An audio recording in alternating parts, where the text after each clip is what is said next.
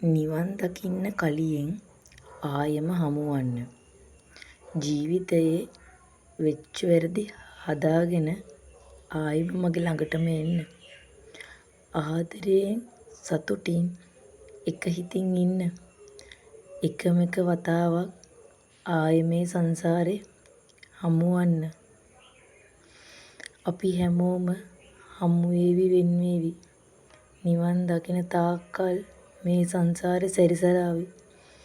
මේ සංසාරේ දුක් ගැහැට අපමණ තිබුණත් අපි කැමති ආයෙම අපේම අය අතර ඉපදෙන්න. අපි ජීවිතේ අනන්තවත් මුමුණක් නැති අපි කැමති අය නැවත සංසාරේ මුණ ගැහෙන්න කියලා.